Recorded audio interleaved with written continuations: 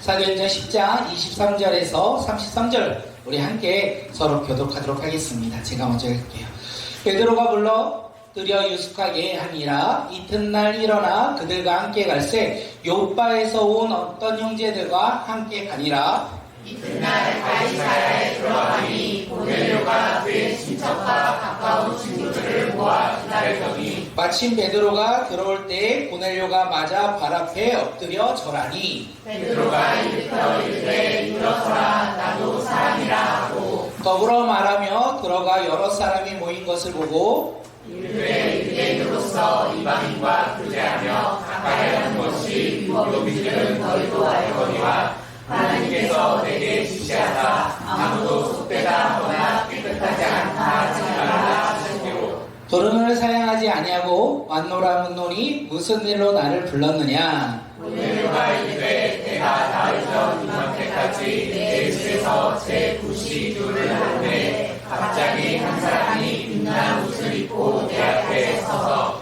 말하되 고넬료야, 하나님이 내 기도를 들으시고 내 구제를 기억하셨으니 사람을 요바에 보내어 베드로라 하는 시몬을 청하라. 그가 바닷가 이구장이 시몬의 집에 유숙하니라 하시기로. 함께 읽겠습니다. 내가 곧 당신에게 사람을 보내선데 오셨으니 잘하였도다. 이제 우리는 주께서 당신에게 명하신 모든 것을 듣고자 하여 다 하나님 앞에 있나이다. 아멘. 제가 괜히 말했네요. 제가 괜히 오늘 길 것처럼 말했죠. 오늘 짧은데 얼굴빛이 갑자기 싹 바뀌셔가지고 우리의 삶 가운데 오늘 말씀이 하나님의 은혜가 가득하게 간절히 소원합니다. 이해가 된 자만 웃을 것이고 이해가 안 된 자는 왜 웃을까 할 것 같아요. 오늘 말씀의 제목은 뭘까요? 믿음의 기다림입니다. 오늘 말씀의 제목 우리 함께 읽겠습니다. 믿음의 기다림이 있다는 거예요. 우리의 삶 가운데 어떤 기다림을 가지고 살아가야 하는지 오늘 본문을 통하여 우리 말씀을 통하여 깨닫고 그 기다림 가운데 믿음의 기다림 가운데 응답받고 기쁨으로 살아가는 저의 자녀들이 되길 간절히 소망합니다. 이 세상을 살다 보면 우리가 생각하지 못했던 타이밍들이 있는 것 같습니다. 참 기가 막히게 절묘하다 생각이 들 때가 있어요. 또 믿는 사람들은요, 하나님의 계획이 아니고서는 하나님의 타이밍이 아니고서는 어떻게 이런 상황이 나의 삶 가운데 나타날까? 나의 생각과 나의 상식으로 이해되지 않는 상황들이 있습니다. 오늘 본문이 그런 것 같아요. 오늘 우리가 읽었던 이 본문이 하나님의 거대한 계획 가운데 하나님의 타이밍 가운데 하나님의 일하심이 있다는 거예요. 그 일하심에 누구를 사용하느냐? 두 사람을 사용합니다. 한 사람의 이름은요 고넬료였고요. 또 한 사람의 이름은요 베드로였어요. 고넬료는 이방인, 베드로는 유대인이었다는 거예요. 하나님께서 유대인 베드로와 이방인 고넬료를 통하여 하나님의 놀라운 타이밍, 하나님의 놀라운 섭리 가운데 그들을 통하여 놀라운 일하심을 우리가 깨닫고 우리의 삶 가운데 그것이 열매 맺는 믿음의 자녀들이 되길 간절히 소망합니다. 이방인 누구라고요? 고넬료였어요. 하나님의 일하심 가운데 이방인 고넬료 가운데 하나님께서 역사하십니다. 그가 환상 가운데 음성을 들어요. 요바에 있는 누구를? 맞아요. 베드로를 우리 담대하게 고백하셔도 돼요. 요바에 있는 베드로를 청하라라는 이 음성을 듣습니다. 환상 가운데 이 이야기를 들어요. 그리고 이해는 다 할 수 없어요. 왜 요바에 있는 베드로를 청해야 되는지 이 고넬료는요 이해할 수 없었어요. 그런데 고넬료가 한 행동은 무엇입니까? 요바에 있는 베드로를 청하였다는 거예요. 하나님의 말씀을 듣고 이해가 되지 않아도 그가 순종하여 어떻게 해요? 요바에 있는 베드로에게 자신의 종을 보냈다라는 것을 우리가 알 수 있습니다. 그리고 시간이 조금 시간이 조금 지나서 이틀이라는 시간이 지나서 그때 베드로에게 하나님께서 일하세요. 베드로가 기도할 때 하나님은 동일하게 환상 가운데 베드로에게 말씀하십니다. 어떤 환상을 보이시냐면 하늘 가운데 큰 모자기 같은 그릇이 내려오는 거예요. 거기에 뭐가 있었을까요? 유대인들이 먹지 않는 부정한 그리고 속된 짐승들이 가득 있었어요. 하나님께서 그것을 내리시면서 베드로에게 뭐라고 하냐면 내가 깨끗하게 하였으니 너가 먹어라. 너가 일어나서 그 짐승을 어떻게 해요? 먹어라 라고 음성을 들려주셨어요. 그때 베드로의 고백이 무엇입니까? 하나님의 음성에 내가 순종하겠습니다 이겁니까? 아니면 하나님이 말씀하셨지만 그 속되고 그 부정한 짐승을 내가 먹을 수 없습니다. 나는 한 번도 그런 짐승을 먹은 적이 없습니다 라고 했어요. 어떤 거 같으세요? 2번이겠죠. 나는 부정한 짐승을 먹은 적이 없습니다. 그때 두 번째 음성이 들리죠. 하나님께서 내가 깨끗하게 하신 것을 너가 속되다고 말하지 말라. 이렇게 이야기하십니다. 이 환상을 통해서 베드로가 고민하기 시작해요. 과연 이 환상이 어떤 의미가 있을까?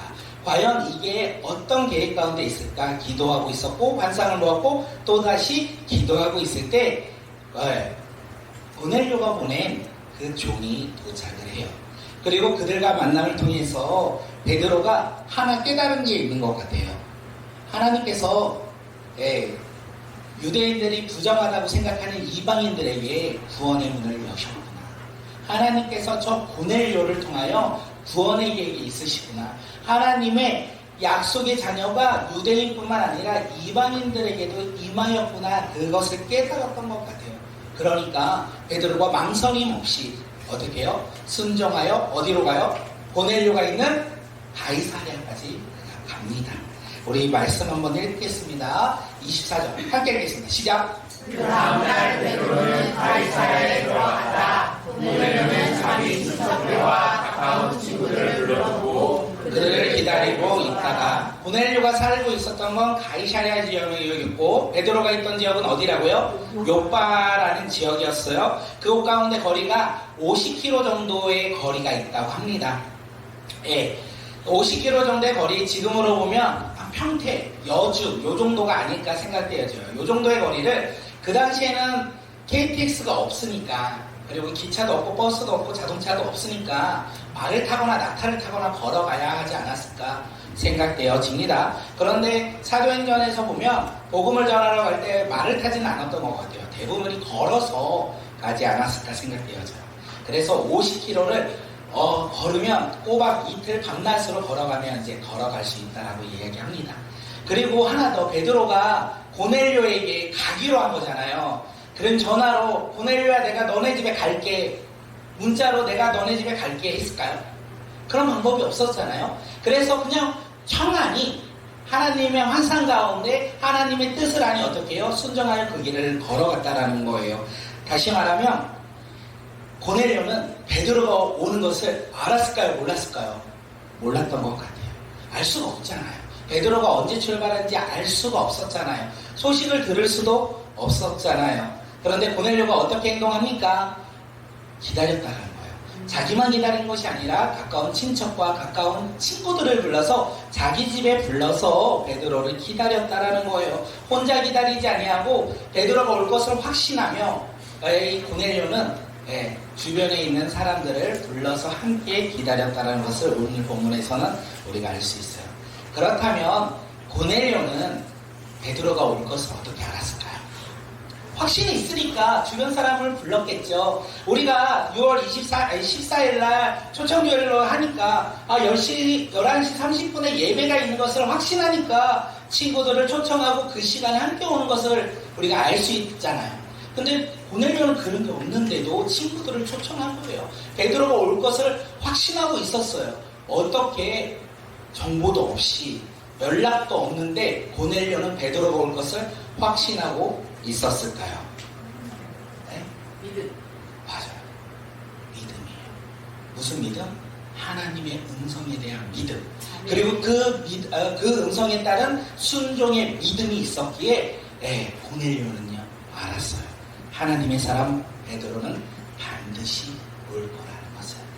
그 믿음으로 말미암아 고넬료가 어떻게 해요? 친구들을 초청한 거예요. 그리고 베드로가 올 것을 확신하며 기다리고 있었다는 것을 우리가 알 수 있다는 거예요. 여기에서 우리 삶 가운데 한 가지 접목했으면 좋겠어요. 오늘 우리는 매주, 지난주에도 혹은 지지난주에도 우리는 매주 예배 자리에 나와요. 그리고 매주 강단에서 선포되는 말씀을 우리는 들어요. 오늘은 주무시는 분들이 없으니까 다 듣는 거예요. 우리는 하나님의 말씀을 들어요. 그리고 우리 삶 가운데 하나님께서 간간히 말씀도 주시고 꿈도 주시고 비전도 주세요. 말씀을 들은 것뿐만 아니라 우리 삶 가운데는 비전도 있고 이제 꿈도 생겼어요. 그렇다면 중요한 것이 하나 있는데 제가 한번 질문을 하려고 해요. 네, 화면 보고 한번 질문할게요. 우리 함께 첫 번째 거 읽겠습니다. 시작. 하나님의 말씀이 정말 내 삶에 이루어질 것을 믿고 계십니까? 믿고 계십니까? 아멘. 하나님의 말씀이 정말 내 삶에 이루어질 것을 믿고 계시냐는 거예요. 오늘 말씀 가운데 매주 듣는 말씀 가운데 우리가 정말 믿고 있냐라는 것을 한번 우리가 되새겨야 될 것 같아요. 두 번째는요. 우리 읽을게요. 시작. 하나님이 주신 비전이 내 삶에 그대로 성취될 것을 확신하십니까? 하나님이 주신 비전, 꿈이 내 삶을 통하여 확실하게 성취될 것을 우리는 확신하고 계십니까? 이것을 우리가 먼저 돌이켜 보아야 될 것 같아요. 오늘 우리의 삶 가운데 고넬료의 믿음이 있었으면 좋겠어요. 고넬료의 믿음이 우리 삶 가운데 회복되었으면 좋겠어요. 고넬료처럼 하나님의 말씀을 듣고 어떻게 해요? 믿음으로 살아가는 자들이 되길 간절히 소망합니다. 오늘 우리의 삶 가운데 비전과 꿈이 있다면 하나님께서 이루어 주신다는 확신을 가지고 살아가는 주의 자녀들이 되길 간절히 소망합니다. 그렇게 살아가실 수 있으실까요? 아멘. 발음이 꼬였죠? 그렇게 살아갈 수 있을까요? 아멘. 하나님의 말씀이 이루어질 것을 믿으며 살아갈 수 있을까요? 아멘. 하나님이 이렇게 몇 번 하면 웬만하면 아멘 하는데 하나님의 꿈이 우리 삶 가운데 이루어질 것을 믿으실까요? 아멘. 우리가 그렇게 믿고 살아가는 주의 자녀들이 되길 간절히 소망합니다. 우리가 이렇게 아멘 했는데 이렇게 오늘 말씀을 들었는데 우리가 이제 문 밖으로 나가잖아요. 예배가 끝나고 교회 문을 열고 우리의 가정과 직장과 다양한 곳으로 이제 돌아가잖아요. 문제가 뭔지 아세요? 월요일이 되면 화요일이 되면 잊어버려요. 하나님의 말씀을 잊어버려요. 하나님의 비전을 바라보지 못해요. 왜냐하면 우리가 세상을 살아가다 보니까 하나님의 말씀을 바라보기에 앞서 세상을 바라보며 살아가기에 우리가 있는 것이 아니할까 생각되어집니다. 우리 눈에 보이는 이 환경과 상황이 너무나 힘들기에 우리가 처한 이 삶 속에서 너무나 지치고 어려움이 가득하기에 우리는 하나님의 말씀을 믿음으로 얼굴을 들어 바라보는 것이 아니라 우리는 힘듦과 어려움으로 말미암아 어깨가 쳐져 땅을 바라보며 살아가는 사람이 오늘 이 시간 우리가 아닐까 생각되어집니다. 고난과 시련 앞에 흔들리는 이 거대한 파도 같은 이 세상이라는 두려움 앞에 파도에 넘어 계시는 주님을 바라보지 못하고 우리가 그 파도를 바라보며 낙심하고 절망하고 근심하는 삶이 오늘 우리의 삶이 아니할까 생각되어집니다. 이렇게 살아가는 우리 삶 가운데 우리가 기억해야 될 것이 하나 있어요. 우리가 무엇을 기억하냐면 우리를 향한 하나님의 마음이 단 한 번이라도 흔들린 적이 있었을까요? 나는 세상을 바라보며 흔들리며 살아가는데 나를 향한 하나님이 흔들린 적이 계셨을까요? 없었다라는 거예요. 우리에게 주신 말씀이 결코 흔들린 적이 없었다라는 것을 우리가 기억하며 살아가길 간절히 소망합니다. 우리가 그 기억을 가지고 우리가 믿음으로 살아간다면 우리의 삶 속에서 우리가 생각하지 못했던 고난과 환난과 두려움과 근심과 걱정이라는 커다란 파도가 몰려올지라도 우리는 어떻게 살아간다고요? 우리 가운데 약속하시고 우리 가운데 말씀하시고 또한 이루시고 성취하시는 그 하나님을 온전히 바라보며 우리가 살아가는 주의 자녀들이 오늘 이 시간 우리 모두라는 걸 우리가 잊지 않고 담대하게 그 길을 걸어가는 주의 자녀들이 되길 간절히 소망합니다. 노아 아시나요? 노아? 네. 노아 할아버지? 노아가 하나님의 말씀에 순종했어요. 그래서 산꼭대기에 올라가요. 그리고 무엇을 짓죠? 산꼭대기에?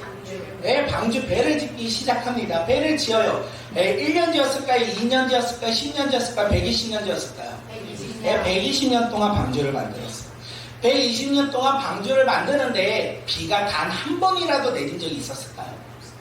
없었다라고 성경은 얘기해요. 120년 동안 산꼭대기에 배를 만드는데 비 한 번 내리지 않았어요. 그러면서 시간이 지나면서 사람들이 이야기해요. 노아를 가리켜 조롱했을 거예요. 비도 내리지 않는 이 상황 가운데 왜 배를 만드냐? 그것도 1년도 아니고 2년도 아니고 100년도 넘어 120년 동안 방주를 만들고 있는 저 노아를 바라보며 비웃었지 않았을까? 생각되어집니다. 우리 같으면 어떻게 되죠? 그 소리에 흔들리고 넘어질 수 있어요. 그런데 노아는 흔들리지 않고 넘어지지 않았어요. 포기하지 않았다는 거예요. 믿음으로 끝까지 하나님 말씀에 순종했다는 거예요. 그리고 결국 120년 후에 방주를 만들고 놀랍죠.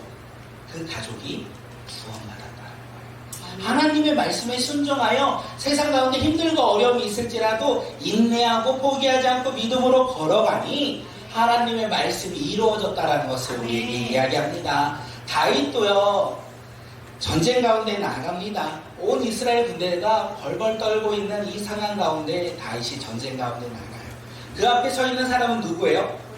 거대한 골리앗이었어요. 이스라엘 군대가 아무도 그에게 나아가 싸울 수 없는 상대 골리앗 앞에 놓여 있었다는 거예요. 그런데 다윗이 나가죠. 다윗의 손에 뭐가 있었을까요? 창과 활이 있었을까요? 아니라는 거예요. 창과 활 없었어요. 다윗이 나갈 때는요, 오직 만군의 여호와의 이름, 그 이름 붙잡고 나아간 거예요. 그리고 승리를 주신다는 하나님의 약속을 붙잡고 믿음으로 그 전쟁 가운데 골리앗 앞에 나아간 거예요. 그리고 아무도 생각하지 못했던 승리가 주어졌다는 것을 우리가 알 수 있습니다. 그렇기에 오늘 우리가 가장 먼저 생각해야 될 것은 하나님이 우리 가운데 말씀하셨다면 이루어진다, 이루어지지 않는다. 이루어진다. 하나님이 우리의 삶 가운데 말씀하신다면 그대로 이루어진다라는 것을 우리가 믿고 살아가는 주의 자녀들이 되길 소망합니다. 그 믿음이 있다면 삶 가운데 힘든가 어려움이 있을지라도, 고난이 폭풍우와 같이 몰아칠지라도 우리가 낙심하지 않는다라는 거예요. 절망하지 않는다라는 거예요. 왜요? 우리의 삶 가운데는 하나님의 말씀이 이루어집니다. 이것을 우리가 믿고 살아가는 주의 자녀들이 되길 간절히 소망합니다. 이 사실을 믿는 자들, 우리가 오늘 우리의 가정으로 돌아가, 직장으로 돌아가 어려움이 있는 환경 가운데 놓일지라도 우리가 포기하지 않을 거예요. 사람과의 근심 가운데, 사람과의 관계 가운데 근심이 있을지라도 우리가 두려워하지 않을 거예요. 우리의 환경 가운데 마음의 불안과 걱정이 몰아칠지라도 우리는요, 걱정하지 않을 거예요. 왜요? 하나님의 말씀은 내 삶을 통하여 어떻게 해요? 이루어집니다. 우리가 고넬료의 믿음이 있었으면 좋겠습니다. 내 삶 가운데 고넬료의 믿음이 우리 삶 가운데 확신을 넘어 그 말씀을 온전히 신뢰하며 나가는 주의 자녀들이 되길 간절히 소망합니다. 옆 사람을 바라보며 이렇게 인사할게요. 당신을 향한 하나님의 말씀은 꼭 이루어집니다. 당신을 향한 하나님의 말씀은 꼭 이루어집니다. 아멘. 하나님의 말씀은 반드시 이루어집니다. 우리의 삶 가운데 그 믿음으로 살아가는 믿음의 자녀들이 되길 간절히 소망합니다. 믿음의 기다림은요, 말씀을 끝까지 순종하며 나아갈 때 그 기다림 가운데 이루어진다는 거 우리가 잊지 아니하고 살아가길 소망합니다. 우리 24절을 다시 한 번 더 읽겠습니다. 시작. 그 다음날 베드로는 가이사랴에 들어갔다. 고넬료는 자기 친척들과 가까운 친구들을 불러놓고 그들을 기다리고 있다가, 고넬료는요, 베드로가 오는 것을 기대하고 있었고 알고 있었어요. 그것을 우리는 어떤 자리라고 이야기하냐면 은혜의 자리라고 이야기해요. 고넬료는 은혜의 자리에 혼자만 있지 않았다는 거예요. 고넬료는 은혜의 자리에 혼자만 있지 아니하고 자기 친척들을 불렀고 가까운 친구들을 불렀어요. 그리고 함께 베드로를 기다렸다는 것을 우리 가운데 이야기합니다. 그런데 아시죠? 함께 하는 것보다 혼자 하는 게 편하다는 거. 베드로가 온다는 거 혼자 맞이하면 복음을 혼자 듣고 은혜를 누리고 기뻐할 수 있었다는 거예요.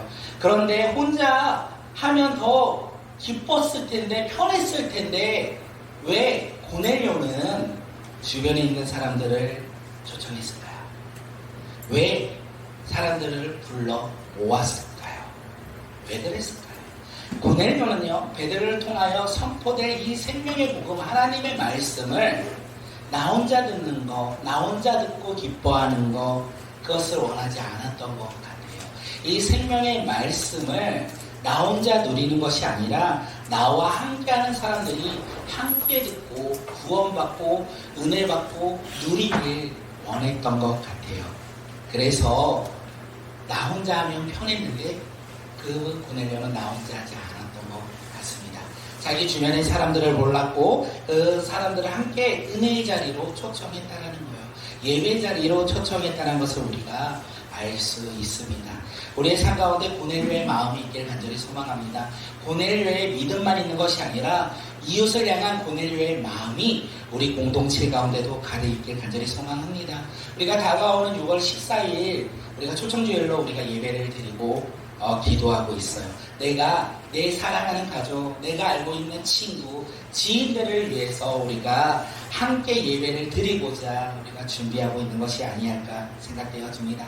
그러면서 우리가 한 것이요, 무엇이었냐면 가장 먼저 영혼의 이름을 적었어요. 그 적었다라는 것은 어떤 의미입니까? 그를 구원해 주세요. 그가 하나님을 알게 해주세요. 그가 예수 그리스도의 복음을 듣고 믿게 해주세요. 라고 적은 것이 아니겠습니까? 우리가 그렇게 이름을 적은 것으로 끝나는 것이 아니라, 영혼을 품은 것으로 끝난 것이 아니라, 지난 2주 동안 우리가 무엇을 합니까? 온 성도가 한 마음으로 기도했어요. 네, 기도했잖아요. 릴레이로 기도했어요. 릴레이로 기도했다는 것은 우리가 눈물의 재단을 쌓았다는 것을 우리가 알 수 있어요. 그렇다면 왜 하셨습니까? 그렇다면 왜 금식하며 기도하셨습니까? 왜 내가 배가 고픈데도 먹고 싶은데도 화를 내면서까지 왜 그들을 위해 기도하셨습니까? 이유는 간단해요. 어려운 게 없는 것 같아요. 세상에 줄 수 없는 그 행복을 우리가 그들에게 전해주고자 우리가 기도한 것이 아니겠습니까? 내가 예수님을 믿고 구원받은 이 구원의 간격을 그들에게도 동일하게 전하고자 우리가 금식하며 기도한 것이 아니겠습니까? 우리가 그렇게 영혼을 품는 믿음의 자녀들이 되길 간절히 소망합니다. 이번에 6월 14일만 그런 것이 아니라 우리의 삶 속에서 영혼을 향하여 우리가 복음을 증거하며 살아가는 주의 자녀들이 되길 간절히 소망합니다. 제가 어저께 하나 이벤트에 다 갔다 왔어요. 박영재 이제 미라클 워크라고 해서 7km를 걷는 그 대회를 갔는데, 그 대회가 어떤 대회인지는 다들 아시잖아요. 기부하는 대회예요. 내가 걷는 것만큼 어떤 행사에서 1원씩 막 기부를 해줘요. 그래서 거기에 있는 사람들이 함께 걸으면 기부 금액이 있고, 그 기부를 통하여 저 아프리카에 있는 친구들에게 물을, 생수를, 그리고 이렇게 뭐죠 이거? 우물을 파준다고 합니다. 그런데 박영재가 이렇게 사람들을 초청할 때 어떤 마음이 처음에 들었을까요? 내가 초청하면 사람들이 올 거야. 내가 초청하면 그들이 듣고 그들이 반응하여 올 거야 라고 초청했을까요? 아니라는 거예요. 처음에는요, 두려움이 있었겠죠. 내가 하는데 사람들은 과연 올까? 사람들이 함께 동참해 줄까? 이렇게 생각했었을 거예요. 기도하면 하나님이 그 영혼 보내주실까? 내가 괜히 초청했다가 괜히 관계만 어려워지는 거 아닐까? 요즘에 아시죠? 기독교가 인기가 없다라는 거, 그리고 교회는 부정적으로 생각하는 사람들이 많다라는 거 우리가 너무나 잘 알고 있었잖아요. 그런 교회를 내가 초대한다면 누가 교회에 올까? 우리는 박영재뿐만 아니라 우리가 준비하는 복음을 전하는 그 시간마다 우리는 염려와 두려움이 있다라는 거예요. 사실 그게 틀린 것 같지는 않아요. 저도 누군가에게 복음을 전할 때 그들의 시선이 따갑다라는 것을 되게 많이 느껴요. 우리의 마음이 복음을 전할 때 알 수 없는 두려움 가운데, 또한 근심 가운데 있다는 것을 우리가 알 수 있어요. 그런데 우리가 이거 하나는 알았으면 좋겠어요. 우리가 복음을 전할 때 우리가 고넬료처럼 하나님의 말씀을 듣고 순종하며 나갈 때 그들의 삶이요 변화되는 거예요. 내가 전하는 복음으로 말미암아 그들이 한 번 듣는 그 복음으로 말미암아 변화되는 자들이 있다라는 것을 우리가 잊지 아니하고, 우리의 생명 되신 예수님, 우리의 삶의 구원자 되신 예수님, 우리를 날마다 지키시고 보호하시는 선한 목자 되신 예수님을 우리가 전하며 살아가는 주의 자녀들이 되길 간절히 소망합니다. 기도한다고 그 사람이 오겠어. 맞죠? 우리의 염려는 그게 맞는데 우리가 그것을 잠시 내려놓고 주님께서 주시는 마음으로 담대하게 복음을 전하며 살아가는 믿음의 자녀들이 되길 간절히 소망합니다. 오늘 우리 꿍숙 친구들이 요거를 좀 만들었어요. 친구야, 우리 예배에서 만나자. 그래서 제가 꿈서 친구들에게 얘기했어요. 친구야, 우리 예배에서 만나자라고 고백할 수 있는 사람은 과연 누구일까요? 예, 하나님의 말씀을 믿는 자, 예수 그리스도를 믿는 자들은 고백할 수 있어요. 친구야, 우리 예배에서 만나자. 친구야, 우리 은혜의 자리에서 만나자라고 고백할 수 있는 것 같아요. 믿는 자가 할 수 있다는 거예요. 오늘 우리 삶 가운데 그 믿음으로 우리가 순종하여 전하는 주의 자녀들이 되길 간절히 소망합니다. 우리의 삶 가운데, 우리의 삶 속에서 예배 자리로 초청하고 은혜 자리로 초청하여 우리의 삶 가운데 그 구원의 기쁨을, 복음의 은혜를 우리가 증거하고 전하는 믿음의 자녀들이 되길 간절히 소망합니다. 오늘 반주 좀 해주시면, 예, 이제 우리가 다가오는 이 한 주간 다시 한번 우리가 품은 영혼들을 품고 그들에게 주의 복음을 전했으면 좋겠어요. 내가 품은 영혼 이름을 불러가며 우리가 기도할 때 우리의 기도를 들으시고 하나님께서는 반드시 이루어지실 거예요. 우리의 순종이요, 오늘교회 가족 가운데 부어지신 은혜의 열매로 맺어지지 아니할까 생각되어집니다. 우리 꿈꾸는 교회와 우리 사랑하는 성도님들의 삶 속에서 그 구원의 기쁨을 우리가 날마다 누리며 살아가는 믿음의 자녀들이 되길 간절히 소망합니다. 그러기 위해서 우리가 해야 될 것은 무엇입니까? 두려움을 내려놓아야 된다는 거예요. 두려움을 내려놓고 그 자리에 담대함으로 하나님의 말씀에 따라 순종하며 살아가는 우리 꿈꾸는 교회와 우리 주님의 복된 믿음을 가지고 살아가는 주의 자녀들이 오늘 이 시간 우리 모두가 되길 간절히 소망합니다. 기대하십시오. 우리가 믿음대로 일하실 그 주님을 신뢰하십시오. 그리고 우리가 주님 앞에 나갑니다. 우리 함께 고백합니다.